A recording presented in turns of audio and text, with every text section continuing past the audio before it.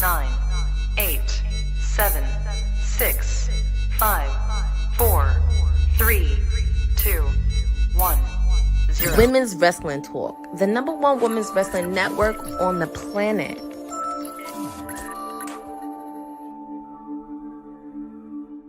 Say his name and he appears.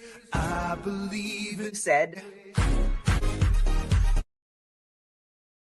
What's up, beautiful people? Happy Monday. It is January 26th, the year of our Lord, 2026. You hear the sound of my voice. That means it's time to talk Monday Night Raw. It's the go-home week for the Royal Rumble in Saudi Arabia. There's a lot to catch up on, and I've missed you guys. I guess I should first say Happy New Year. How is everybody? I've been gone for a minute, so we got to get used to this thing again.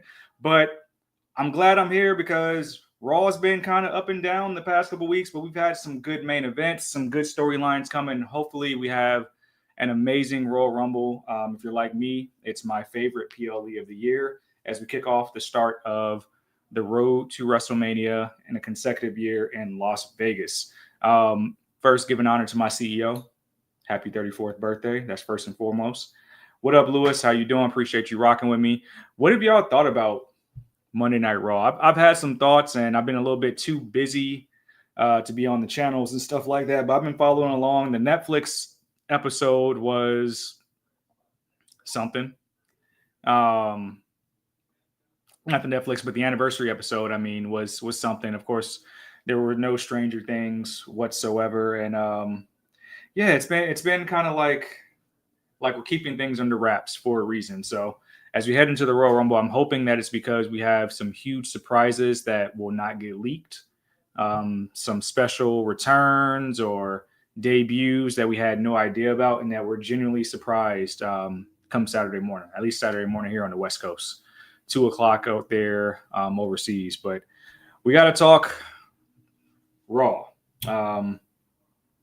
Interesting ending, Interesting beginning. Yeah, in fact, I think the beginning, starting with AJ Styles, apropos, after his great, phenomenal match, no pun intended, with Shinsuke Nakamura at Saturday Night's Main Event. A lot of callbacks to the Wrestle Kingdom match.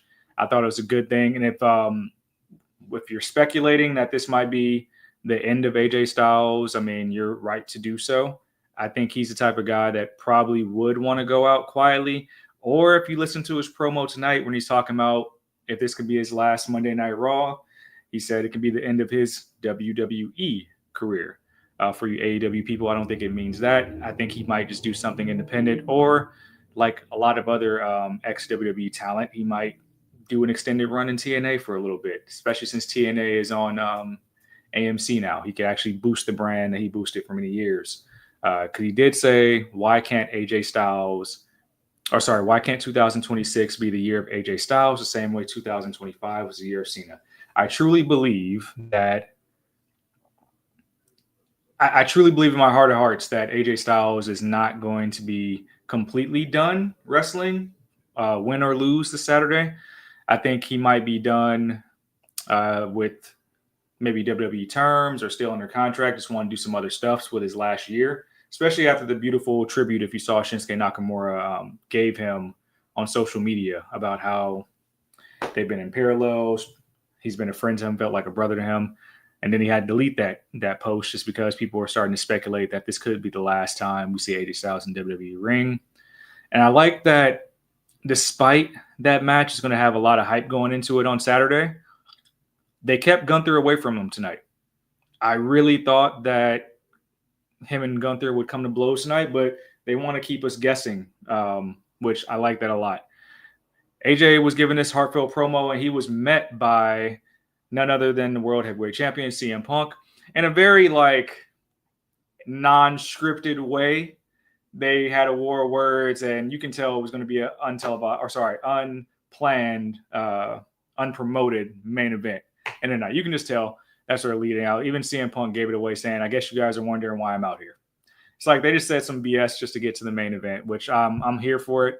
This is the first time you would see AJ Styles and CM Punk in the WWE ring, and it main evented out in Toronto, Canada, here on January 26th.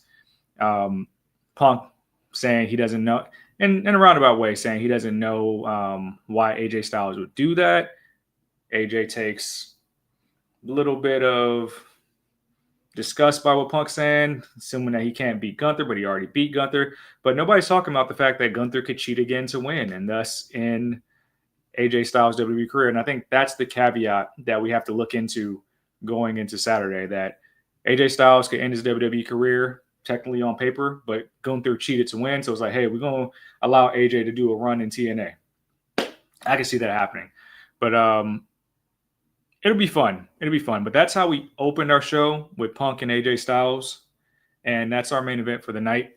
We moved on to our first action of the evening, which is kind of a culmination of what we saw at Saturday night's main event in the tag team title, women's tag team title defense, with the Judgment Day taking on your women's tag team champions, Rio and Stephanie Vaquer, who all of a sudden her ankle is just like no longer an issue.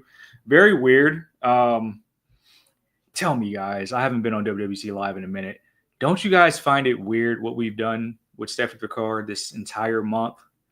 Like the brutalization of the ankle, consecutive weeks, is like when she should not be in the arena backstage. She got beat up 2 weeks in a row, takes a week off, whatever, and now Saturday Night Main Event just miraculously healthy. Like, I'm not here for it.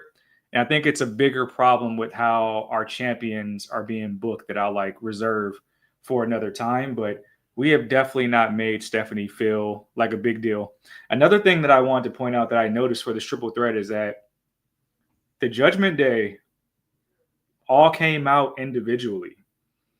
I get that Raquel has a number one contendership match against Stephanie, but they all came out with their individual theme songs. And I could have sworn that Judgment Day had one overall group entrance music that we did not use. Maybe nothing. I think it's something, but I thought it was weird. But even with Stephanie, I thought she was going to be out of action for consecutive weeks. Like, we talking about Elimination Chamber, and then they said, hey, actually, let's scrap the injury. I'm supposed to suspend my reality, and now she's completely healthy and can wrestle. And I'm pretty sure there's videos on socials backstage of like her ankle being like completely like swollen, or even like very discolored and bruised. Don't want to say that's like a kayfabe thing. I just feel like maybe we're rushing. But I also don't like that she is your champion. She's your women's champion. She's been a fighting champion. She's been probably the hottest act of 2025. Why is your champion in her first action back since being injured coming out first? And they gave the big theatrics to Rhea. I don't understand that. Again, might be nothing, but I'm not here for it. That's your champion. It's supposed to be like, hey, we hands on with Raquel now. Like, I'm good, I'm healthy, but it seems like she was a second fiddle to Rhea. And it's like, oh man, I got some thoughts, man. I'm starting to grow on the Rio thing, at least especially the tag team moves they're doing, but EO deserves so much better. What's up, honey? Appreciate you joining me in the chat. And yeah, maybe they did have to pivot, but it just seems, I don't know how to put it. It seems cheap. I don't know. And I don't want to say they're scrambling for the road to WrestleMania, because we don't know what's going on. Like, nothing's set in stone. Like, this Royal Rumble is so closed off, and like there's no leaks so far. We don't know. Only leak that we possibly know, Chris Jericho. That's it. That's it. Like, especially with the women's Rumble, is like I can't think of anything that can be huge going in storyline wise. But we had this triple threat. Good match between all three ladies. I love that Corey Graves did speak to Stephanie's ankle, maybe that she's not trusting it a little bit in the match, and she was isolated through the match. Of course, your I'll call them protagonists, the tag team champions, as well as Vaquer, end up winning the match. But it just felt like a means of elevating Rhea and ahead of the Royal Rumble, as opposed to like elevating Stephanie Vaquer. I thought it was awkward, but Rio and Vaquer defeated the Judgment Day. We'll see what's next for the Judgment Day after taking that L. I believe all three women are in the Royal Rumble along with Rio. And if you've watched the entire show, you notice that Cole mentioned that Vaquer is not going to be in the Rumble because she is the champion. We now know that next Monday in Philadelphia, Vaquer will be defending her women's title versus Raquel Rodriguez in a Philadelphia street fight. Don't know why that didn't make the Rumble card. A lot of people speculated that Raquel will become champion at the Rumble and then maybe find out her challenger the next at the same PLE. Don't know what we're doing here, but it feels odd. And it feels like for as many times in months that we don't have a plan for Stephanie, which sucks. It just really sucks. We don't have a plan for Stephanie. Who up in the chat with me? Lewis, Boza, appreciate you, honey. Appreciate y'all shouting the Lola shirt. Make sure y'all go cop it. Lucha Lola. Wyatt, what's going on, brother? Yeah, man. It just feels like we don't know what we're doing with Stephanie, and it sucks. It sucks. Jumping ahead here, we did hear from the Vision. There was this big thing about, is Adam Pearce going to apologize for his actions, costing the match, which led to Austin Theory versus Rey Mysterio. More on that later. But we saw a week ago that Pearce got a phone call, or maybe a couple weeks ago now, and that Paul Heyman said that Pearce actually approached and touched Braun Breaker first, which led to the suspension. It seems like Pearce was completely on his bicycle tonight. In fact, gave the Vision everything they wanted. Lifted Braun Breaker suspension and even put all 4 men in the Royal Rumble. Whether you feel like those are wasted spots, your guess is as good as mine. But all 4 men are in the Rumble, even Corey Graves saying that this was a way to thwart the Vision and pit them against each other. I don't know. It seems like later on in the show they came up with their own plan. But all 4 men, the suspension's lifted, all 4 men in the Rumble. It leads you to think, like, who was the higher up that made the call? Who did Paul Heyman make a call to reprimand Pearce? And if you're like me, and if you've been watching the program for the entire year, the person that's been absent is the Final Boss. Is this a way to get the Final Boss back on screen because Heyman is in his pocket? I don't know if that's the way you want to introduce him. I don't know how that ties in with the whole Roman story or Cody now. We do know that through a vignette later in the evening, Roman was declared for the Royal Rumble. But if it's not Dwayne, I can't see any other like off-screen character making sense. Like, people will be like, "Oh, it's Vince." No, it's not Vince. It's never going to be Vince. Would Nick Khan come into an on-screen role where they have like a TKO board member pretend to be like a big wig that says like, "Hey, Pearce, you got to follow my lead here"? It's just very odd that they did that, which led to Austin Theory getting a rematch against Rey Mysterio because Pearce took fault for Theory losing that match. Good match. I think Theory is still trying to showcase his fit in the Vision, which I think we all felt was like he fits like a glove on paper. But as far as like who's the top dog, who's the tag team guys, who's the mouthpiece, those things are still like fleshing themselves out, in my opinion. But Theory has a lot of legs, do great things in the ring, and I'm glad he's able to showcase that. Even, oh God, Boza, you might know this. They said Theory came up with his own move he's created called a Toxica or something like that? I could have sworn that was Logan Paul's move. Just like in the past like 90 days, Logan Paul did that move first. So I don't know where that came from. It's a dope-ass move, but it seems like it's Theory's now, which is very interesting. Either way, it seems like Rey Mysterio and Penta, Dragon Lee are doing like their LWO Wolfpack thing because Cruz and Del Toro are in AAA, and it's like we're just not calling them LWO, but they tight. I guess that's what we're doing. The Vision ended up taking out Penta as well as Dragon Lee on the side of the ring, which was very interesting because Braun Breaker didn't even attack until after the match, which led Rey to get distracted. And Theory is still using the stomp, Seth Rollins stomp, as a finisher.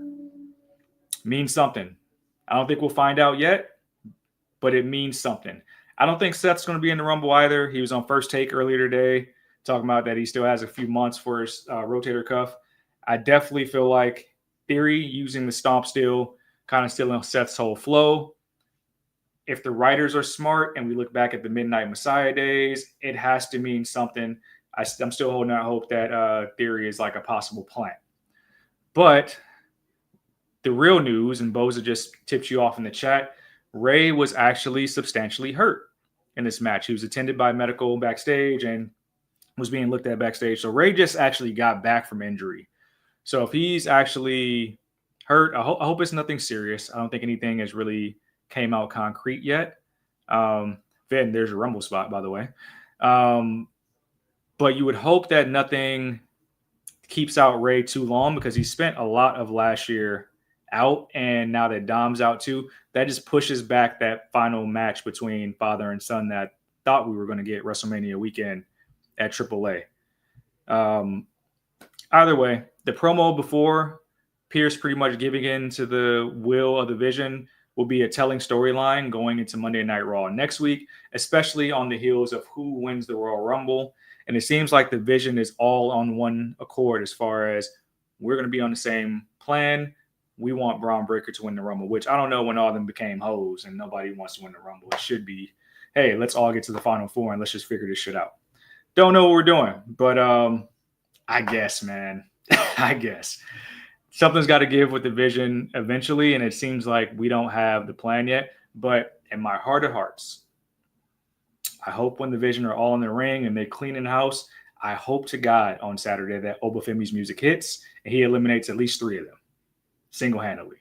That would be such a great main roster moment for Obafemi, and I hope we get that on Saturday. Backstage, we get into the shits of everything going backstage. We see a promo from the Low-Key Legend where, I quote, Natalya says, Natalya elevates, Natty decimates, which is interesting that, one, I get why Becky's is still the Intercontinental Champion. We want to legitimize Maxine, make her feel like she's a real part of the roster. I feel like her title reign could have been a little bit longer, but Becky elevates the title picture. And if you're looking at Becky and her Trump cosplay and everything she's doing, this is probably going to lead to Becky, who's in the Rumble, announced her time in the Rumble. AJ Lee's music is going to hit, and that's going to kick off their next rivalry going into WrestleMania for an actual one-on-one match. You got to believe that's going to happen. Natalya calling her shot for coming for everything else and coming for Becky's title. Maybe she'll get a match, but it seems like Natalya's a heel, student versus teacher, saying that she didn't really learn anything and that she can't take out legends because she's a legend. So I'm here for it. I thought Natalya would have been more of a baby face with this gimmick, kind of like she is around the independents. But the fact that they're going to actually let her tap into this in WWE, I hope they actually studied the reaction she was getting all of last year. And they use those elements, allow her to work the way she was working in these independent promotions. And honestly, at the end of the day, I hope it really elevates Maxine even more. Because if you can imagine that, and this is no slight to Natty at all. I think locker room leader, solid hand, been around coming for a long time. But if she turns into this persona to elevate Maxine, that's awesome. Like if you see Max tap Natty or something like that from everything Natty taught her, that'd be an amazing moment for Maxine. And I hope that for the sake of WrestleMania weekend in Las Vegas, if we don't do this at Chamber or any of the other shows before Mania, I hope they get on the Mania card. I hope these two ladies get on the Mania card to really showcase that glow up for Maxine. Who said? I'm sure in AAA she'll be a face. She has AAA Women's Champion at some point with Lady Flammer. Yeah, I mean, there's a lot. But the fact that we're getting Natty Neidhart on WWE programming, it's about goddamn time. About damn time. I saw Honey put this in the chat. We had to sit down with Michael Cole, and yes, Michael Cole was bullied by Gunther just was this last year? Was it the year before last when the whole Pat McAfee stuff? But Gunther had to sat down with Michael Cole, and of course Gunther was in Toronto, which was why I thought he would interfere in the main event. We didn't get that. But Gunther just said he's tired of the old timers being around and that somebody has to clean him up, from Goldberg to Cena and now Styles, that he wants to get rid of them all because he's the best wrestler in the world. The funniest part of this whole thing is him saying that, hey, man, I could kick your chair right now in your career. How would you feel about that? So whether you like it or not, this is kind of Gunther's thing. I hate that we're kind of calling him the career killer because the legend killer ripoff. It doesn't really feel like that. Because if that's the case, then Gunther's going to have to retire AJ, should retire Jericho if he has a final run here, should retire Orton, but it doesn't seem like he needs to do that. It doesn't seem like it seems like it's like we accept that John had his last match, and not like now we're milking it too much because Gunther is already we already respected Gunther as probably the best wrestler in the company. Like we don't need to keep milking the fact that he's going to retire Legends or that he retired John. Eventually, it's going to get stale, and eventually he's going to have to get his comeuppance for like bleeding out versus CM Punk and losing the title. Like eventually, we got to get there.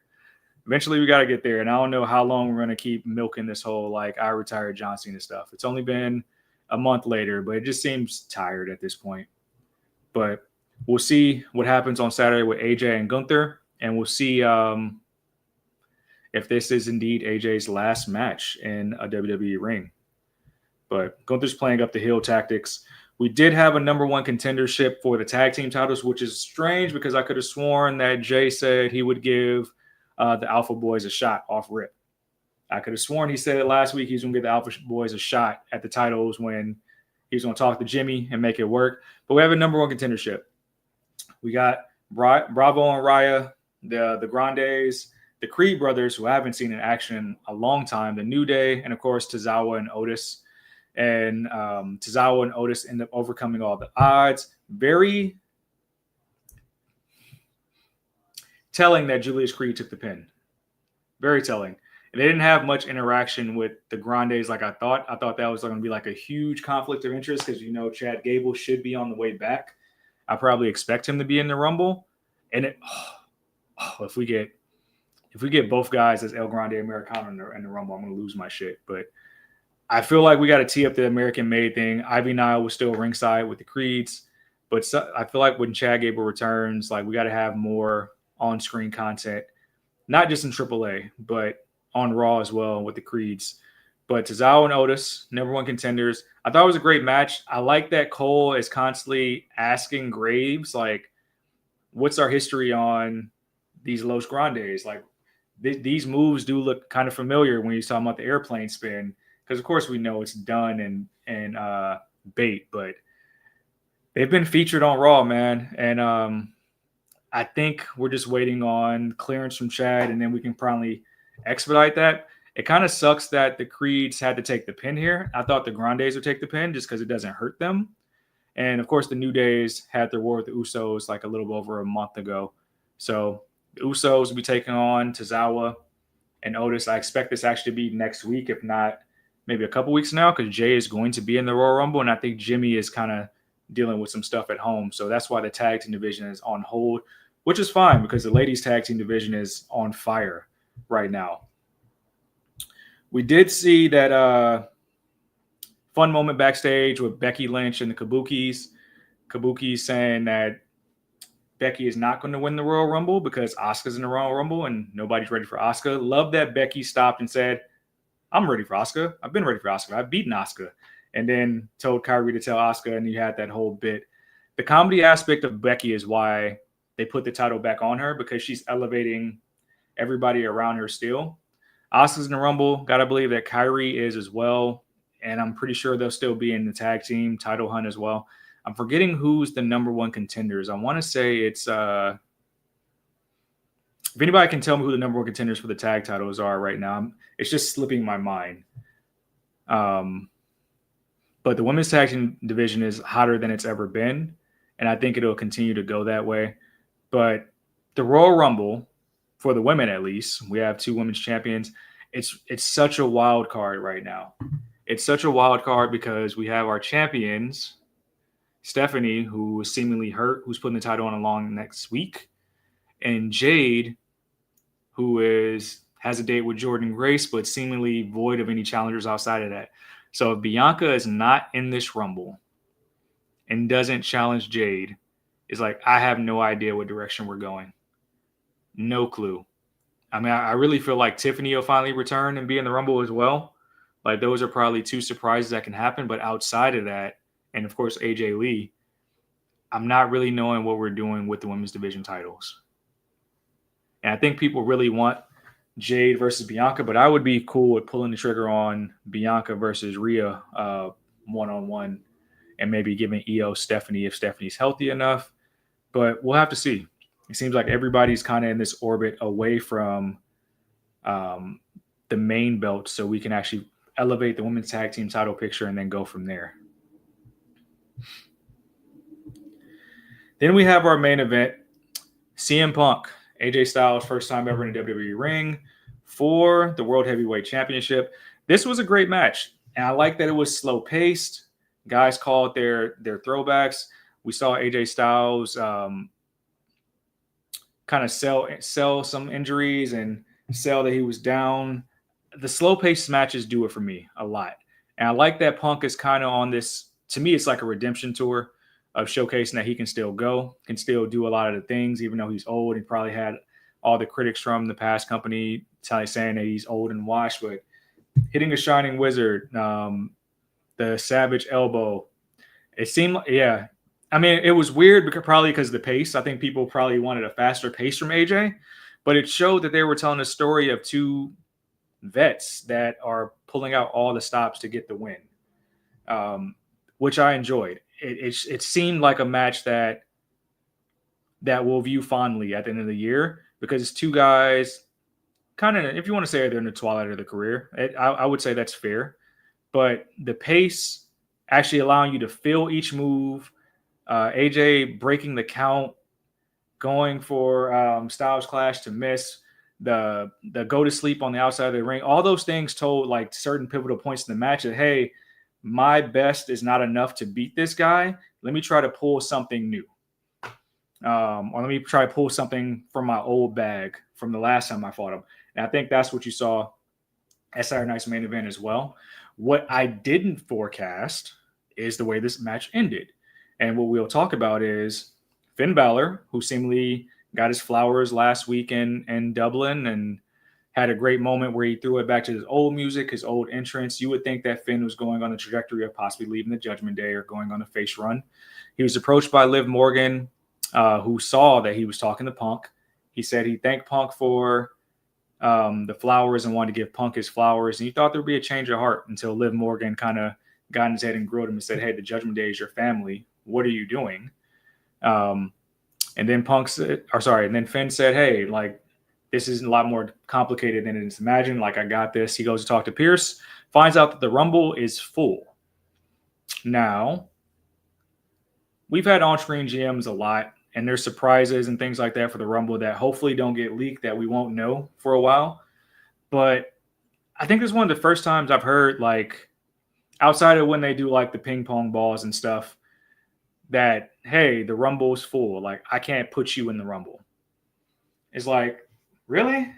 And if I remember correctly, off screen, because in the States we don't get a lot of different the commercial breaks, things like that. Javon Evans said he was cool from an injury scare last week, and he's in the Rumble. So he declared as well. Off screen, we got the vignette of Roman declaring for the Rumble as well.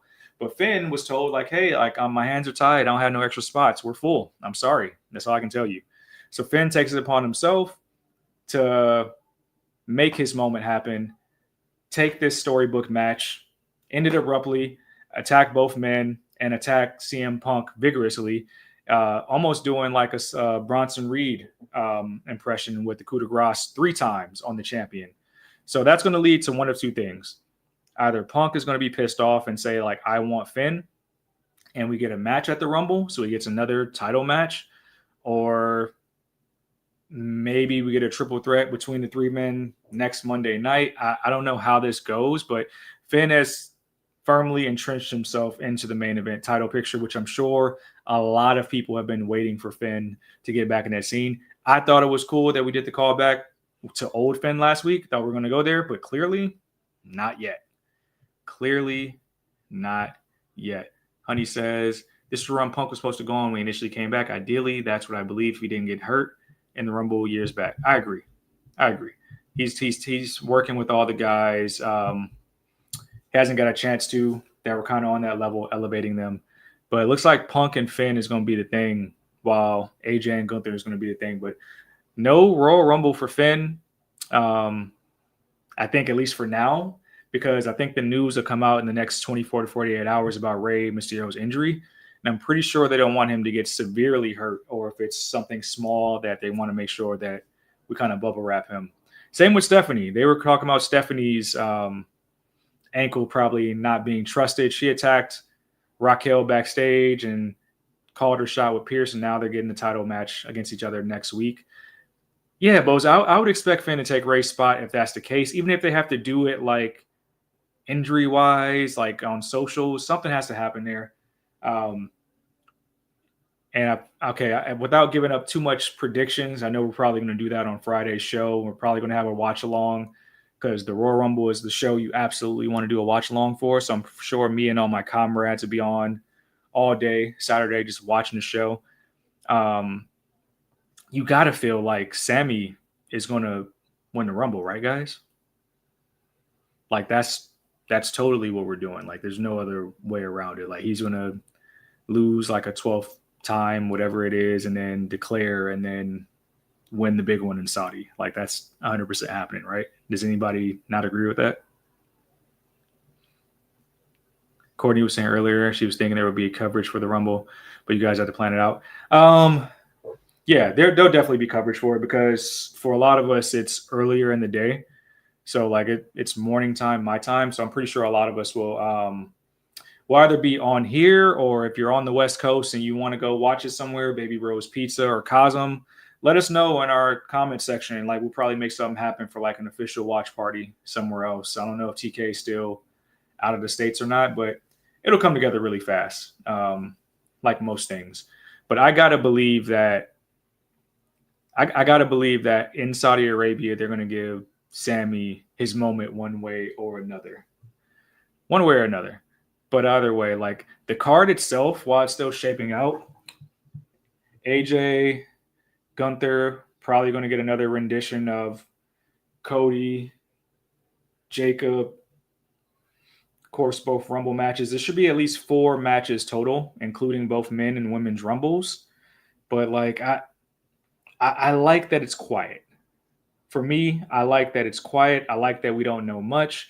It's only Monday, so anything can happen by Thursday where we know things that we're not supposed to know. Of course, today was the anniversary of Edge's return 6 years ago when he came back to wrestling. So, like, anything can happen between now and Friday, but I'm hoping to God that there are no leaks and that we get genuine surprises on Saturday because, like, this is going to be huge. I'm thinking, like, people like Mello, as big as Trick Williams has been doing things on SmackDown. Oba is on the main roster. He hasn't debuted on either brand yet. He should have a really big moment. And, of course, the return of Roman and a pending Chris Jericho return. And I guess it's going to be a great show. It's going to be a great show. And we're going to have you covered one way or another. So make sure you guys tap in with us on Wednesday when we cover the news again. I don't know if we're doing any NXT tomorrow. We should probably have a CEO Wednesday this week in honor of the GOAT's birthday. I will talk to the powers to be about that. And, of course, we'll have the watch along on Friday with Honey. And we'll have WT Live on both Wednesday and Friday. And make sure we keep you locked on who we think is going to come out on top in this Rumble because it's going to set forth everything that we're going to see in Las Vegas later this year. But I appreciate y'all rocking with me, man. I didn't think we was going to get much people in the chats, man. It's been a minute. I'm rusty. So we got to get it cracking again and make sure I'm with you guys every week. And of course, on some Mondays, I'll let you guys know in advance that we do have the ability to do a watch along with you guys now because the football season is over. So my assignments are going to be complete once the Super Bowl is commenced. And terrible Super Bowl we're having, guys. Terrible. Not a fan. But don't do that, honey. Don't do that. We don't. we know who the GOAT is. We know. But until then, this has been the Monday Night How do I say it? How do you feel about Finn not turning face? I literally just said it. But for you, Sendell, it's a new year. I'm going to turn a new leaf and be kind. I feel like they should have listened to the crowd last week. And not just a crowd. I'll say he had a hometown crowd last week going back to his old ways. But if you look at the views on socials and see like how everybody received seeing Finn that way and maybe rewatched it on socials and on YouTube over and over and over again, I feel like it made perfect sense to have him start putting the cracks into the Judgment Day and possibly leave. Because then it would just – because you got to think if he leaves Judgment Day, like JD is going to go wherever Finn goes. There's just going to be the ladies. but Dom is hurt right now, so it kind of messes things up. So I don't know. If we've seen anything like the past, Judgment Day's been a thing for like 4 years now. There is such a reluctance to break up the Judgment Day that, and I don't know why. I don't think it has to do with merchandise. I don't think it has to do with any character not having the ability to stand alone. Even Roxanne Perez, who has been the most active women's wrestler for the past year, is like, we know who the Prodigy is now. She don't need a faction. Raquel Rodriguez doesn't need a faction. She's had more tag team title runs than anybody else, but it's like, this is going to showcase that she can stand alone in the women's division. So it's like, I don't know why we can't disband the Judgment Day and everybody be fine. But this was the time to do it. They didn't do it. So I got to feel like it's because Punk is going to have an extended run as champion going into Mania season. I can't imagine who Punk is going to face at WrestleMania. Can't imagine. I can't think that equates to Finn, but Finn is clearly going to be a heel going on out. How pissed would you guys be if Jericho got the title shot against Punk at Mania and did this whole like, I'm the best in the world thing, not you, which we've seen in the past, but like if they did that for Vegas just to like sell tickets. There's so much to discuss, guys. I'm happy to be back. So much to discuss. But until then, I will be back on Wednesday. Hopefully, there's no news that I got to do that day. So the mayor's back. And this has been your Monday Night Mayor post show. And we're going to have all the news with you on Wednesday, which is CEO Wednesdays. And don't you forget it. And you can follow me on all the socials at Said Is The Answer on the gram, on the TikTok, sort of TikTok being kind of weird right now. So I'm going to let y'all know about that. Said Says on those Twitter streets. And of course, make sure you follow all things Women's Wrestling Talk and all our lovely creators here. They're going to be doing so much coverage, so many dope things for you. And watch Kayfabe on Thursdays too.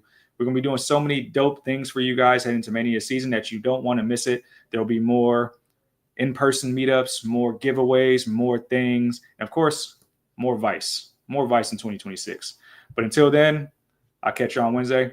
Peace, y'all. Thanks for joining WWT. Don't forget to like us on all social media platforms at WW Talk Pod. Like and subscribe on all video and audio platforms like yesterday, my G. And check out our website at www.talkpod.com. Thanks for watching Women's Wrestling Talk, the #1 women's wrestling network on the planet.